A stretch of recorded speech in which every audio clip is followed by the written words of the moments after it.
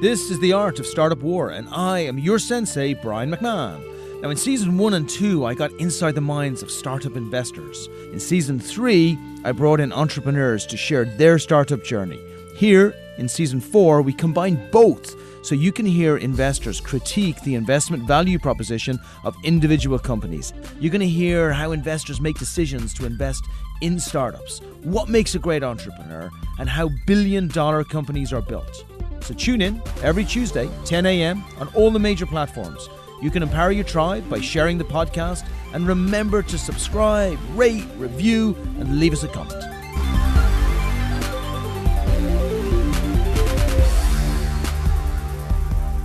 Good morning, 10 o'clock. It is Tuesday morning. It is Brian. We are here today with... It is Tuesday morning-ish. Is it okay, Tuesday? Maybe it's Monday, but it's Tuesday where everybody's listening. I'm fully in agreement that it's Tuesday morning somewhere.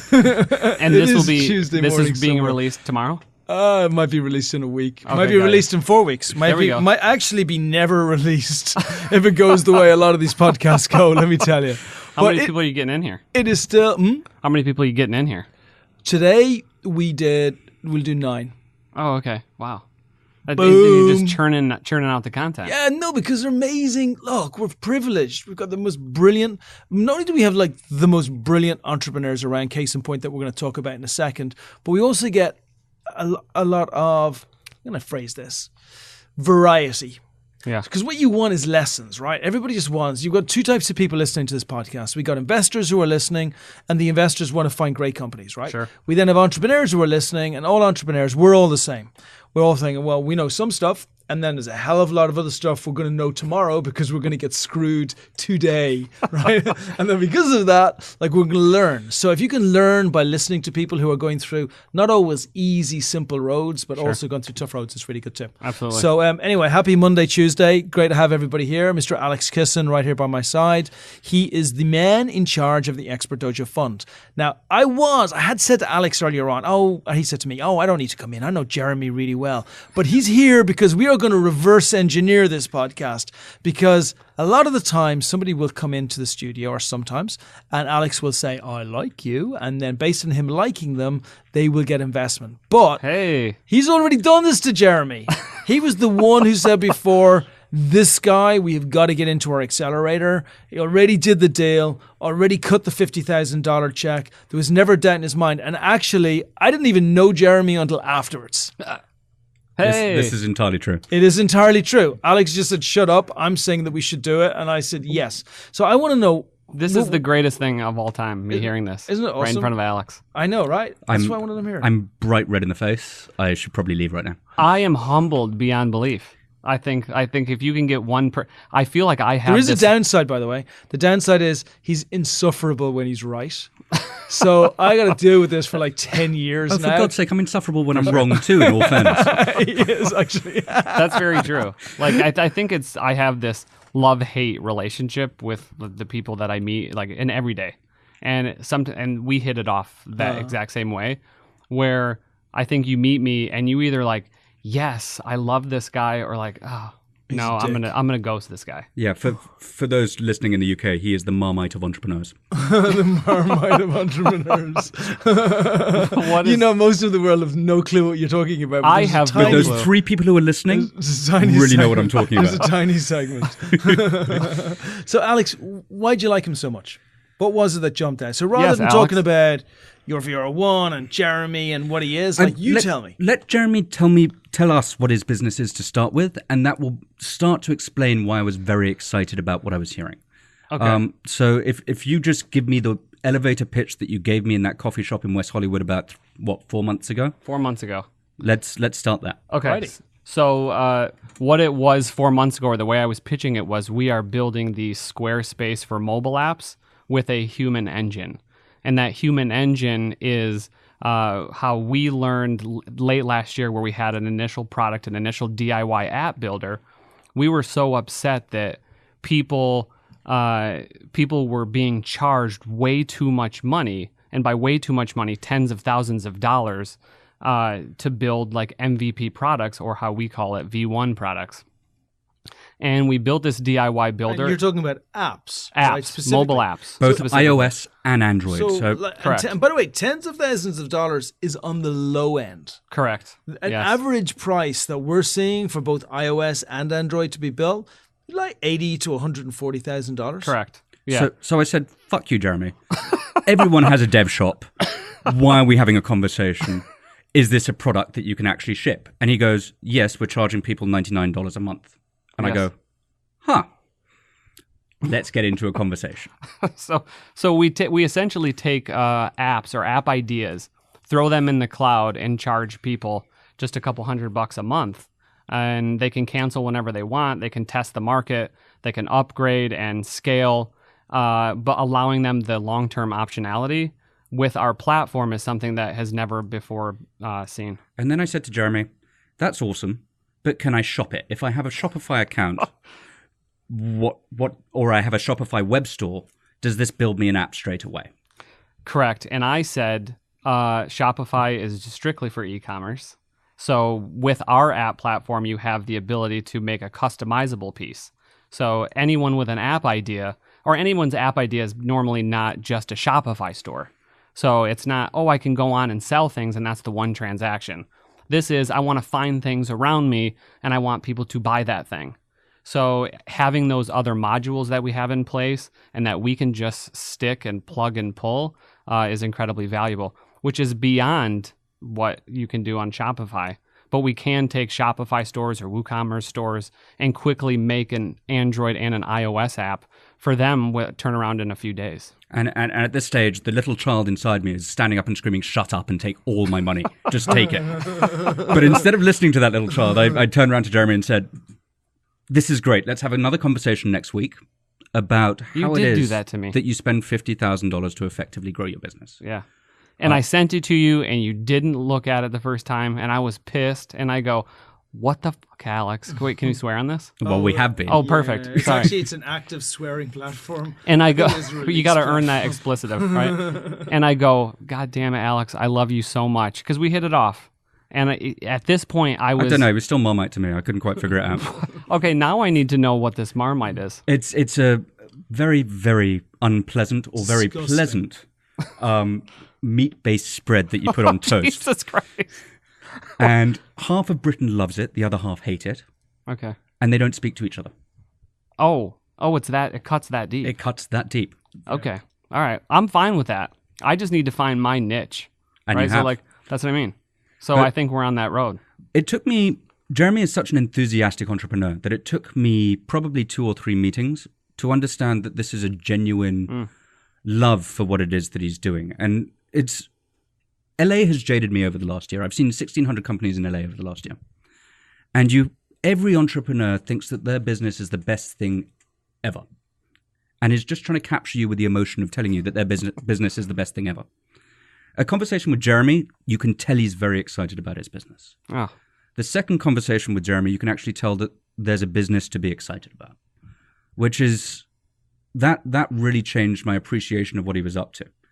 And it's not just the perseverance that he has as an entrepreneur, but also the dedication he has to moving the bottom line. So how sticky is my user base? How can I engage them better? What are the niches that I'm plugging into that are interesting?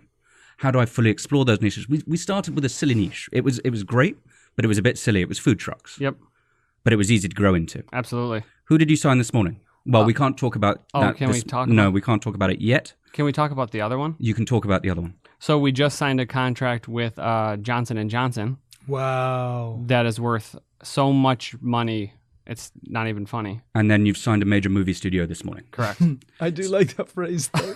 So much money, it's not even funny.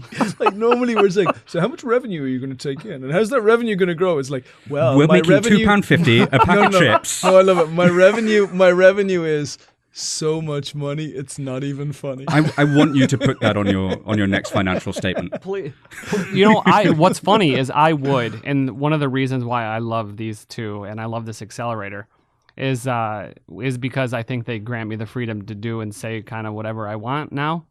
And that's how I operate best as an entrepreneur. So what is I was actually pitching you last night in Misfits at 8:30 in the evening.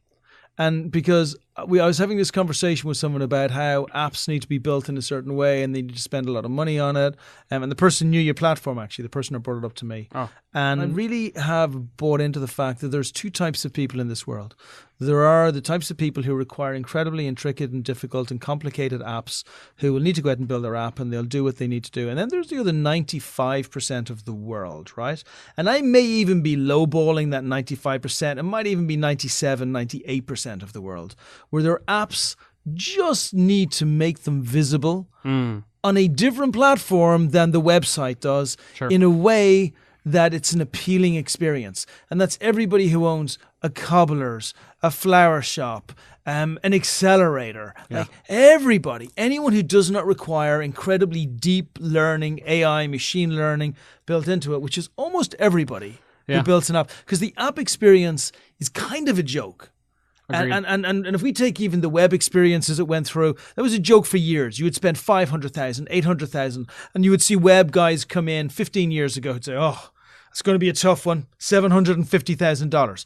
Well, now you build it in Squarespace and you do it for, a couple of $100. You can do it pretty easily. Yeah. So, and apps have just taken an awful long time to get to this space. I agree, so much so that I built this platform, number one.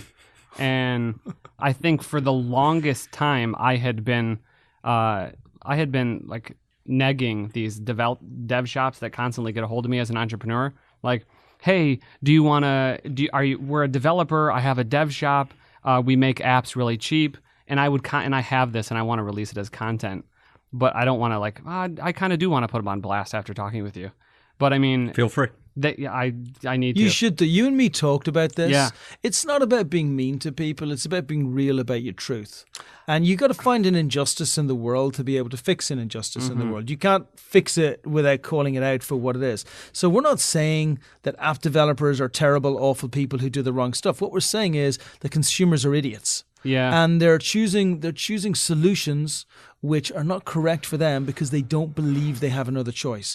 And those 97, 98% of consumers who can easily pay $90 a month or $99 a month to have their own perfectly good app that works perfectly well, that does exactly what they needed to the customers, and then they do it on a SaaS model the same damn way they do Mad Mimi or Constant Contact or any other tool for their business. But you got to call it out as it is. Not everyone, but you've got to call out how ludicrous the app situation is. Yeah, and I think dealing in that absolute has worked to our advantage thus far.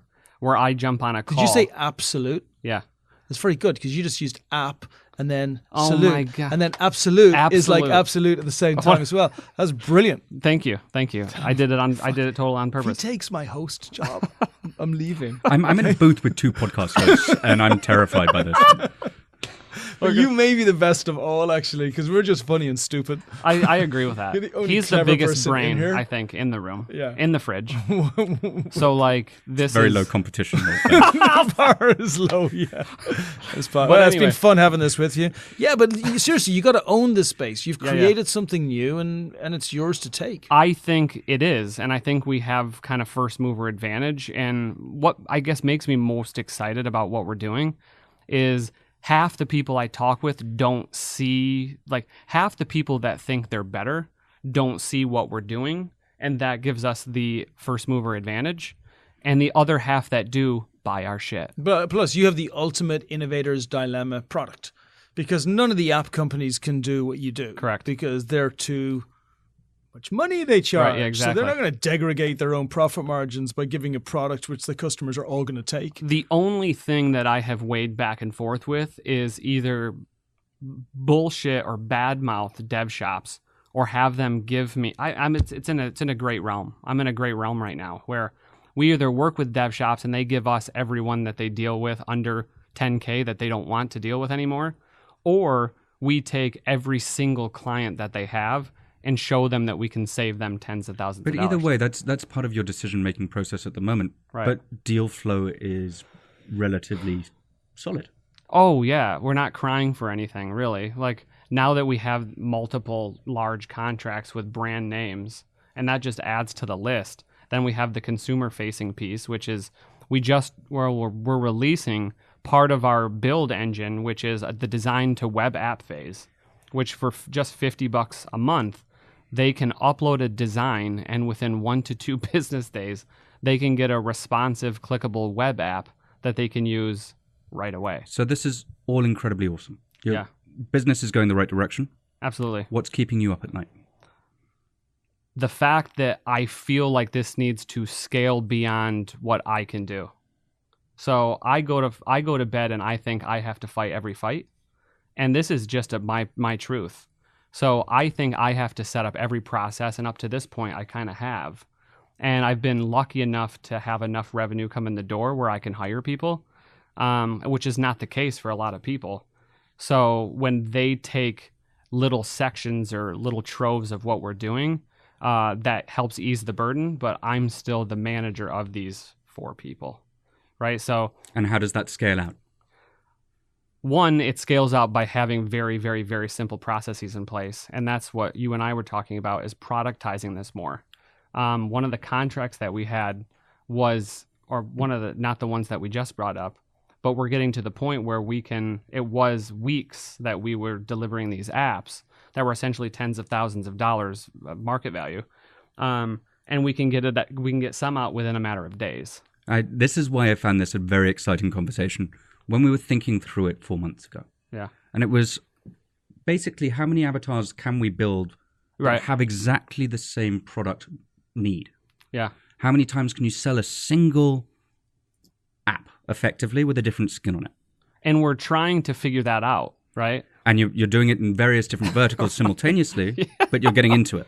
Well, I think that's what, if I were a sane person, and I You wouldn't be a founder. well, that's true.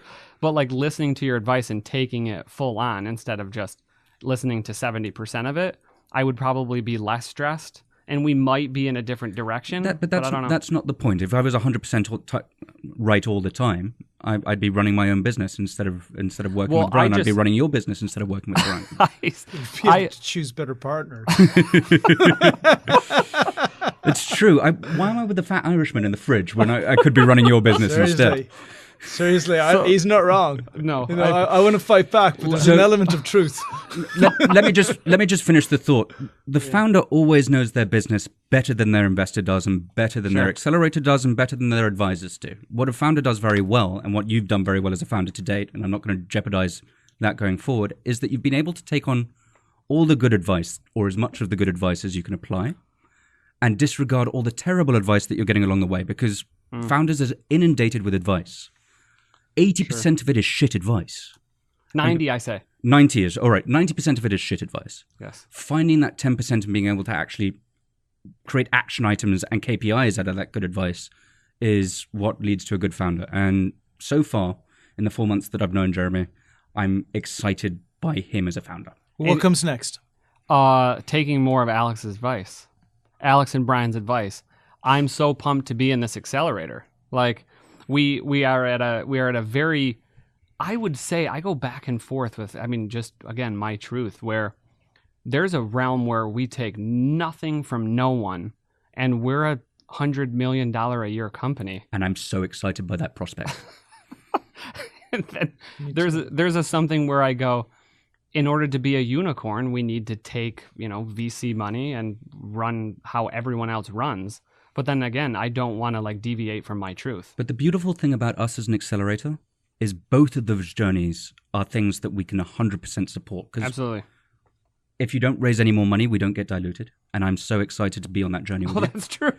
And if you do raise more money and I get diluted, I'm still really excited to be on that journey with you. Yeah. So regardless of the We're outcome. actually right in the middle of that, though, is the fact that our truth, in the same that yours is to try and fix the app situation and give consumers better choice, Yeah. real choice, right? Our mission is to bring reality back into entrepreneurship again so people can build great businesses. Yeah. And when we look at a lot of the unicorns that are out there today, it's a joke. Sure. They lose so much money, and then more money is invested in, so they can lose more money, and then everybody has a party about how wonderful these guys are because they've managed to bring in so much extra revenue from the more money that they've lost. Right. So for us, it's really, we actually search really hard to show that there are amazing entrepreneurs building phenomenal businesses, based on really strong revenue, really strong EBITDA, and actually creating businesses which, whether you keep it, make money from it, get acquired, IPO, it doesn't matter. You're still creating a great business. And to Alex's point, like, it's not that raising money is the evil. It's not. Like, some of the times it's necessary. But what we both really like about you is that it's not the necessity. It's not the first thing that you think of when you get up. Yeah. It's about building a great business and then saying, okay, what do we need? We need some gas for the fire? Okay, no worries. Sure. We can get that. But first, let's build a great fire. Absolutely the point. Like, it's the same. We build the great rocket, and we're building it right now. It's just like, when do we want to have rocket fuel? And what excites me about the accelerator that we've put together here in Santa Monica is it's not just Jeremy. We put together a bunch of founders who we just really want to get out of the way of. You give them enough money, you give them a little advice, and then you introduce them to each other. Sure. And that's the learning they get between each other is so much more valuable because they're on the journey at the same point in time than Brian's or my sort of jaded expectation of what happens in startup. But I like your jaded expectation. So, like, Don't encourage him. I will encourage you both, because that's why I chose this.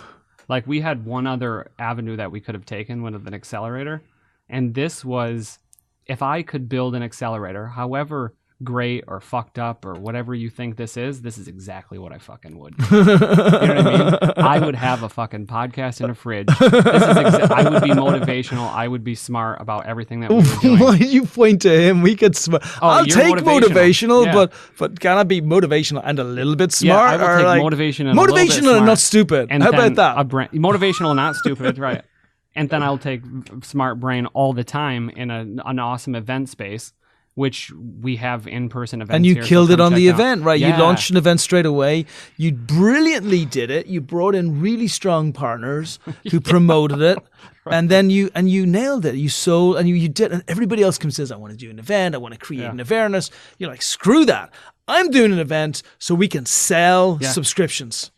Right. And you sold subscriptions. And it was one thing where I think I've met up with like 12 to 15 of the people, and we've closed 10 of them. Ooh. So I See, mean, that's where the rubber meets the dude, road. that is where I talk with investors of funds, and they go, so on a $200, $300, $1,000 a month SaaS platform, are you seriously telling me that you get in front of someone and close 80%? And I can look at their fucking eyes and say, yes. Like, yes, the proof is in the pudding. Like, get me on the phone with someone, I'll sell this. Like, my biggest fear is, like, is that me? Is that me being the greatest salesman that ever lived, right? The greatest showman that ever lived? Or is that something that's scalable? I can tell you right now that you are not the greatest showman that's ever lived. Oh, that's perfect. So, it's actually what you're building, and you is, pitch actually. very well. You can tell people your story very well, Yeah. but the product is something that people are actually looking for. Yeah. I agree. Yeah, I agree. The timing, hard work meets timing, meets opportunity. And you could say meets luck, but actually, I don't think there's too much luck here. I think it's all lined up. So here's what I really want to know. Who are the big hires that you have lined up over the next 12 months? The big hires? Yes. So hires within my company? Yes. Who do you need to bring on in order to scale? Yes. So I have prided myself on being a brilliant process design individual. So if I can make every single process as stupid as possible, I can bring on decent labor, like entry-level labor, to As stupid, execute that. as simplified as possible. As simplified as Stupid possible. proof. Yeah, stupid proof. Keep it simple, stupid. Yes. So like I can hire not cheaper labor, like cheap labor, like just overseas labor, but cheap entry-level labor, like fresh out of college, interns, people that get out of General Assembly. Every facet of my business is run so where it can keep it simple, with a couple executives at the top that know exactly how complex it is underneath the hood. So who are those executives? That's what I'm getting to. Because I know you'll get the other people. It's about when it becomes important Sure. to start filling that round table with people who are better than you in all of the areas that you need to skill up on. I think down the road, not necessarily tomorrow, but bringing in someone that's going to be a brilliant COO, to me, is very, very, very important. Like when everyone looks to just me and goes, okay, Jeremy, so how do we do this? How do we do this? Bringing in a brilliant operator that can just stay abreast or match me or even be better than me on a day-to-day operational level is incredibly important. I've thought about that one. as far as executives go, I think that's as far as I've thought that one out. But this is an interesting part of the conversation because we've had this conversations on the podcast several times, and it's what hat do you feel that you wear within the organization? And Jeremy is an interesting individual who wears a couple of hats. He's both competent on the CTO level, which fills that gap for his investor base, which is very, very difficult to do. And then he's effectively CEO of the company at the same time. So he wears those two hats fairly. Yeah. At some point, you're going to have to decide which one of those roles you're actually going to want to step out of. Yeah, so my personality aligns more with the sales CEO role. I agree. Sans the CTO role. I'm doing way more of... You're even more the evangelist than the than the CEO. Right. Like I see your personality is relatively similar to mine. Absolutely. And we have to look at the skills that we have. So is my skill as a CEO? No. I mean, the quicker I get kicked out of CEO, the better. You're just above stupid. I say it in the knowledge that Alex will agree entirely, right? I'm already taking the interviews. Yeah, because CEO, there's a feeling that CEO means sales CEO or BDO CEO, and it doesn't. Sure. CEO is closer to a HR role, really. If we move it to like Series A, Series B, it's about controlling the logistics of the organization. And then your COO is kind of your number two for those logistics, who does the day-to-day logistics, right? Well, the chief evangelist, that person is the one who goes out there and makes everybody love the company. Yeah. And the less distraction that the chief evangelist has, the better they can do a job of bringing millions and millions of dollars in. But it's a luxury position to be in. Your business has to be humming in order to step fully into that position. And the second you can, you bloody well should. Yeah. But I think once we have the proper support, right? Like 100%. Once we have those people, like I don't have a problem bringing in a killer fucking COO or CTO or CFO or what. I don't have that. Sit down with me for 15 minutes and I'll tell you why you should join my company. And that's the evangelist in me, right? That says you get excited. Just how we made each other really, really excited that one day. And I was like, fuck yes. Like this is why I did this. This is why I'm doing this. I did one of my fighting. I'm going to fight everybody. You really did. Fight them. Yeah. Fight them. Fight everybody. Everybody out there. And that's what I want. That's what, like, it's like, weird. I want to do process. And yeah, do process. But fight them, right? Fight everybody except for the guys helping with the process. But the rest of those, like, just beat them to a pulp. Okay, but do it in a humane way. But please, in the meantime, build robust processes that allow you to move this business forward. Right. And that's, he cut me like a real good, like I was right mid-afternoon. It was the great. World is a war. You got to go after them all. Have no mercy. Like proper Attila the Hun stuff. Yes, but build some processes at the same time, please. I think this is a good dynamic, right? And this is the dynamic that I signed on for, which is this push and pull between you. It doesn't create confusion within my head. It creates absolute clarity to where... Well, it's a good reason that Brian and I work well together because we fill skill gaps that we know we don't have. Oh, I get it. Like, I don't fucking listen to people. I wrote... Yes, I've noticed. I listen to you more than so many people. It's not even funny. No, Jeremy walks around with his fucking head... Oh, fuck off. I know you... all the time. And... He physically took them out of my ears. I physically removed them from him consistently. I remember the first time you said that too at one of the investor showcases, and yes, I was like, "Take out your fucking earpods." I forgot these are even in. But yeah, like I really believe, and I wrote some post in Entrepreneur about this, where it's like I don't listen to 90%. I think 90% of advice is complete garbage, and like your trials and tribulations as an entrepreneur, becoming one, is listening and finding that 10% with your intuition via trial and error.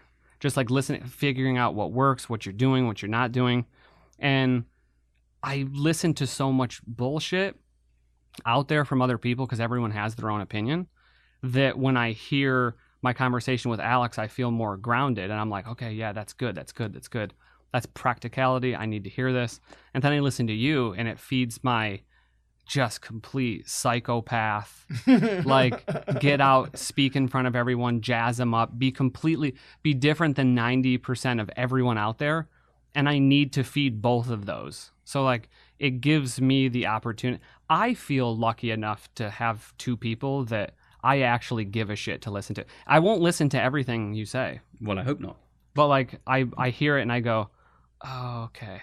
Like, this is something I need to digest. I need to take back to the office, and I need to grind on. And I think, and you're right, I break everything down to interesting or important. Yeah. Like, so every single thing I hear or I do every single day, it breaks into those two places. Like, what am I doing or what am I listening to? That's interesting. Like, nothing is uninteresting ever, even if it's wrong. It's like, it's still interesting because it fills a place that creates a decision-making process with all of the criteria in place. But the stuff that's really important is, I need to do this. If I don't do it, it's a real problem. And it helps cut the between that noise right there. Yeah. So, okay, so just paint a map for everybody who's listening. Yep.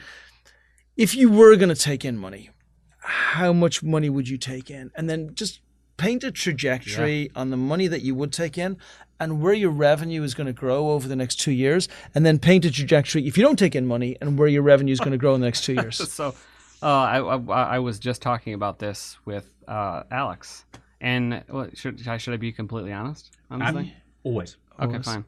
So there's an avenue where we raise an under the radar just few $100,000, which seems more every day that it's going to be easy as fuck, right? Like, you almost think about, I talk to all these investors and everyone says they're interested, and I'm like, go to hell. Like, it's either something is here or I'm overselling, because it's all factual, like what I'm talking about, because I don't have time to like feed you some bullshit or lie to some. But they don't know that. They don't know that. I agree with that. And they get fed a lot of. They get fed a lot. Agreed. So actually, I've moved on to just to paint that into a picture as well. I'm coming from Europe. Much simpler.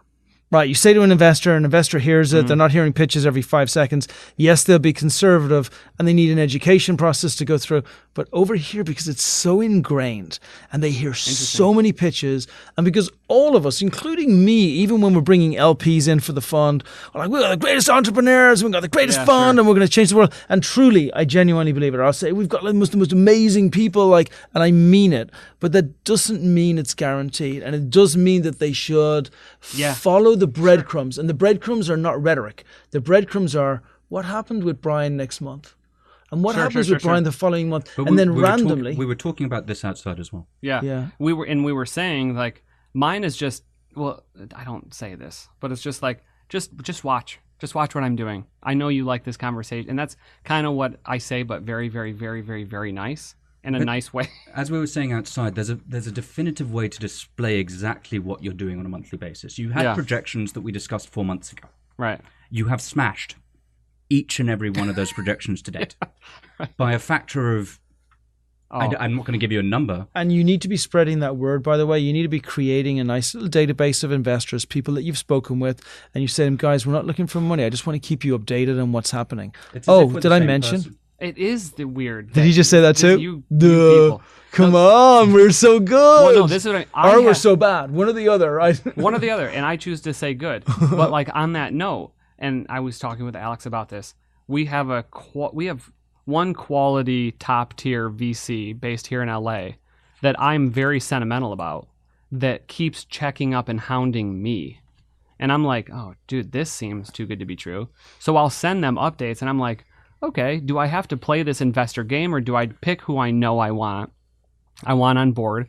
I know if I hit my targets, they're going to be in for like 1.5 to 2 million. You should do both. You should do both, because what you do is you make it easier for the one that you want to make the decision. Sure. You know, the more partners that want you, the more you can get the one that's absolutely perfect for you. But it's validated to that person that you're an easy catch, like I used to be before I got fat. You have an easy catch. Yeah, you're probably an easy catch now. They'd be lining up down the street. They'd be lining up down the street. Now they're lining up down the street because they think I've got a hamburger joint and because I'm giving out burgers. You know, I'm just saying, like, get lots of investors loving you. Sure. Spread the word. Tell them about what you're going to do. Then do it, and then follow up. But I'm telling you, it all, and Alex knows this about me. So you feed that bullshit to me, and I'm like, I love it, right? And then I hear it's my most real stuff. And then I hear Alex go, we were talking, and he goes, Jeremy, do you grind 29 days a week, come to do what you do best, grind, build your business, come to this investor showcase, meet these people. And I go, that's my zen. I go, perfect. I'll fucking grind. I don't want to eat, instead of emailing investors, I love emailing customers. I love it. Like, I love getting feedback. That was the main thing that I was getting advice from Alex about. You might be right, actually. Every single waking moment, I'm trying to get customers and not worrying about who I should connect with for investments. But you should do both.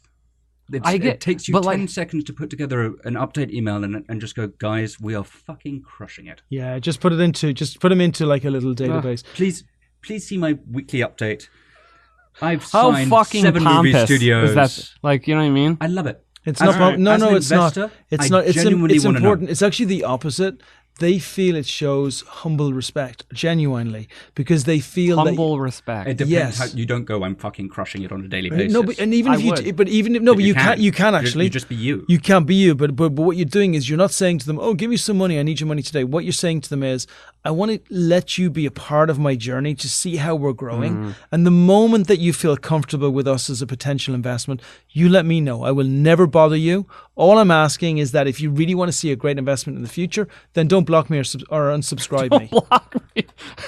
I've put an unsubscribe it is link worth at the bottom. mentioning. But one of the things that was reiterated over and over again, both at Ignite and here, is ask for advice, get money. Ask for money, get advice. Yeah, sure. Yeah. I agree with that. And you just want a really strong group of people that you can lean on at a good point in time. Maybe it's for customers. Maybe it's for money. Maybe it's for advice.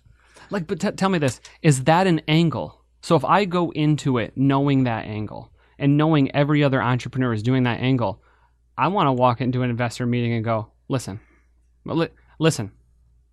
it's you or it's the next guy. I need your connections. I need your strategic advice. Come in on this if you want. I don't want to play these games, et cetera, et cetera. Let's build a business. I'm gonna differ a tiny bit because I know you're right, and I know it's a very well said thing.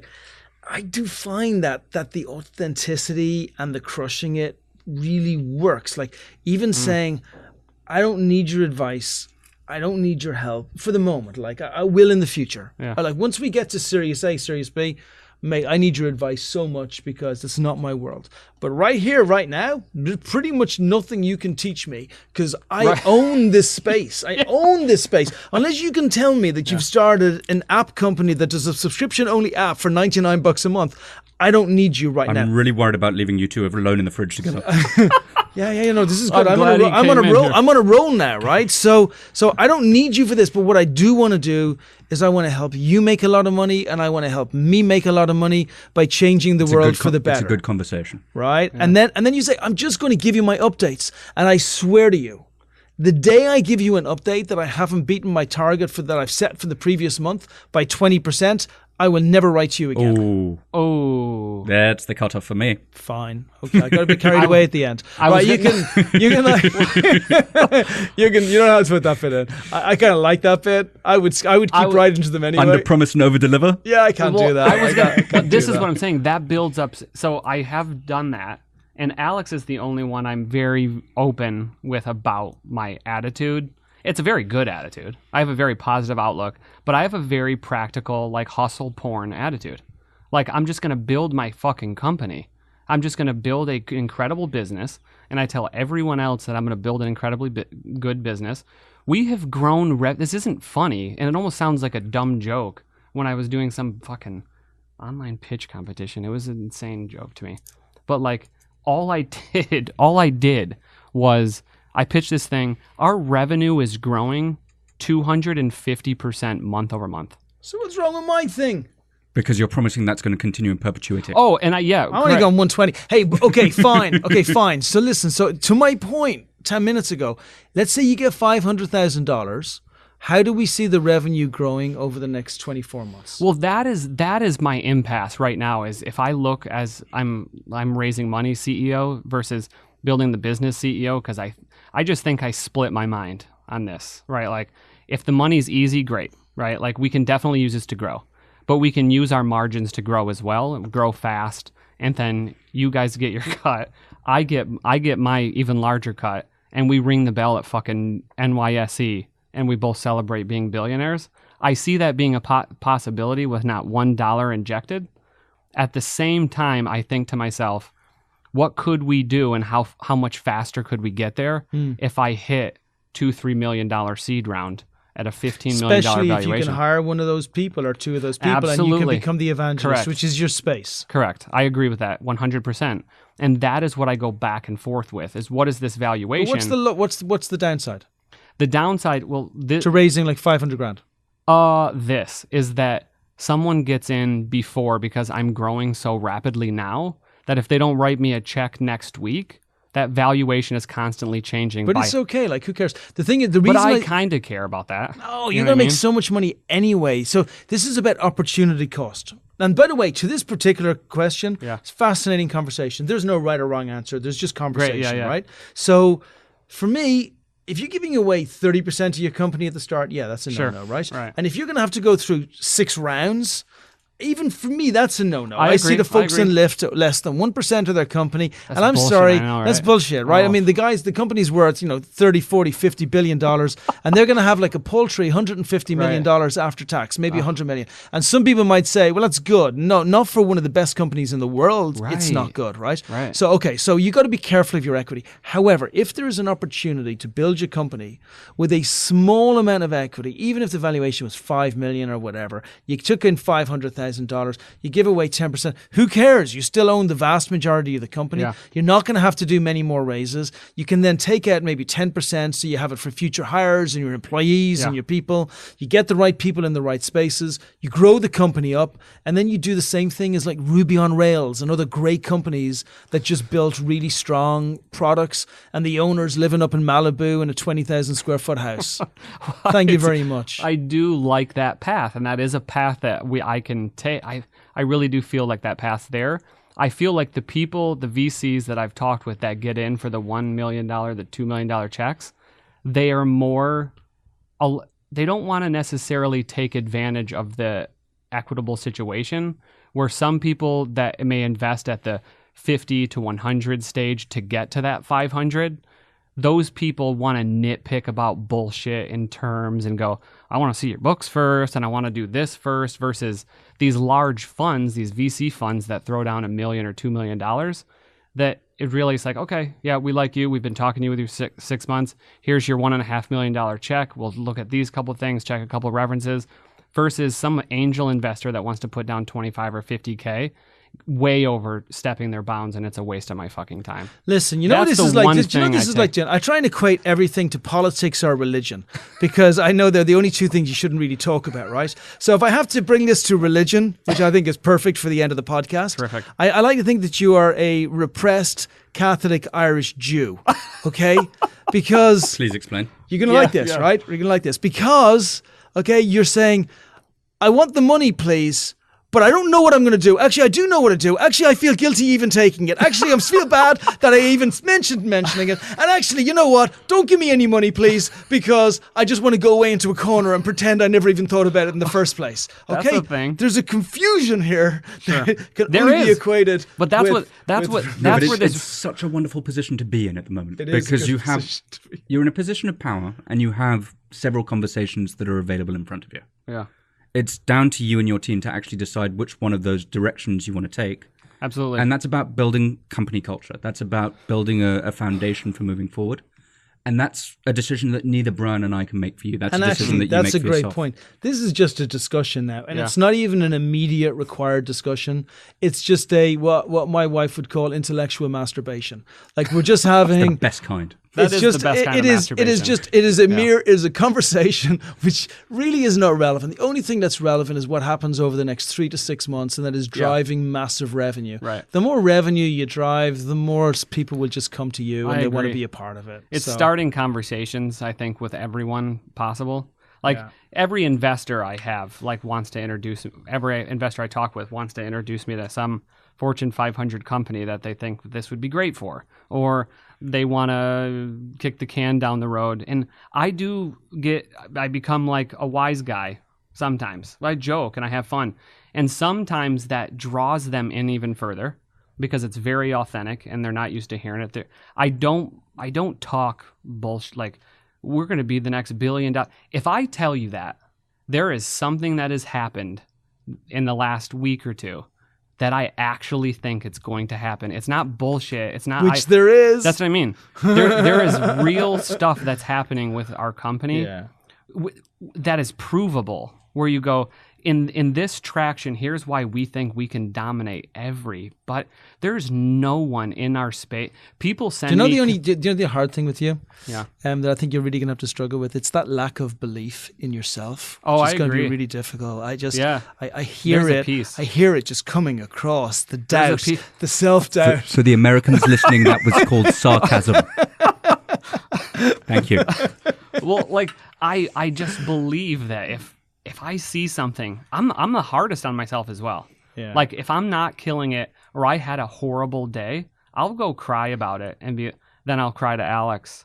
Sometimes you get my text message where I'm like, fuck this guy. I don't want to fucking deal with this person. And he goes, just do this. And I'm like, okay, great. Thanks, man. I love you. Bye. Does he tell you to have a cup of tea at the end? No, he doesn't. He doesn't. Okay, so look, I got to wrap this up, but I want to wrap this up. Of course, I want to thank my co-host, Mr. Alec Kisson, who is the man who runs our fund, owns Thanks, our fund, Alex. commands the money and distributes it. I merely just get to be funny the odd time on a podcast. I want to thank Jeremy for being like an amazing part of our accelerator, man. You exemplify, without you doing what you do, that everything we do is just empty words. It's just about we would like to change the world. But you're actually in there making the difference, doing it in a beautiful way. I want you to share the biggest piece of advice that you can with entrepreneurs about the journey so far, other than don't listen to 90% of what you hear, and then also then share your contact details and how people can get in contact with you, whether they want an investment or, more importantly for you, I believe, if they want to have an app. Absolutely. So I think over like my journey, and just to sum it up really quickly, is you can not know your numbers or not know your pro formas or not know what any of that technical psychobabble is that people, the pseudo startup people, right? You can not know a lot of those people, and you can talk with as many investors as you want and customers as you want, and you can misstep as much as you want. But I think the biggest thing I believe will help you win in startup land against everything else is never underestimating the value of pleasantness. Like when someone wants to be around you, that magnetic draw, when they just go, yeah, he didn't really know, but I love this guy. But I like that.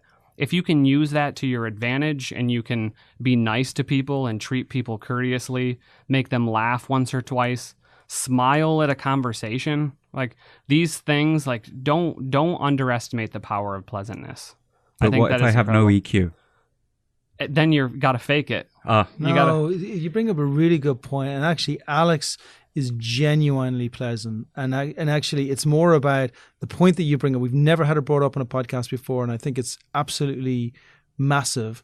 What you're talking about is caring. Sure. Like it's putting yourself into a position of being present in the moment and caring about the place that you're in. It may not be that you have the time or the energy or the money to be able to impact, but everybody can impact on something small. We can all give something small. We can give a smile. We can give a piece of advice. We can give a little bit of reassurance.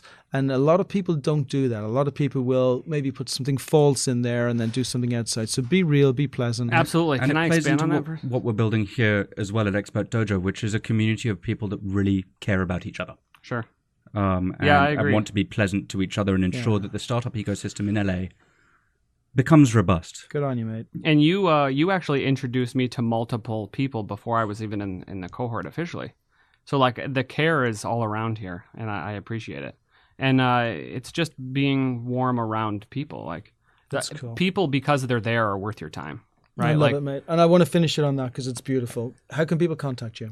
Jeremy at yourv1.com. That's Jeremy at yourvone.com. VONE.com, right? Your V1. And then if anybody wants to sign up for an app, just go to the website. Go to the website, Your V1. You'll see a nice video of me welcoming you there. Beautiful. And reach out, request a demo. You will.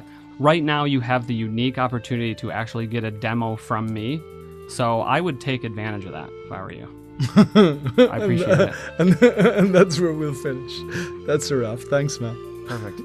Thanks for joining us. If you love the podcast, please empower your circle by sharing these stories. The Art of Startup War is brought to you by Expert Dojo. And remember, we invest in startups, $50,000 checks. make sure you apply on our site if you are one of those great entrepreneurs looking to bring your company to the next level. As far as the Art of Startup War is concerned, we are back every single Tuesday at 10 a.m. So remember, check out the new episodes. If you want to find out what the investors think, check out season 1 or 2, but make sure you join us every single week.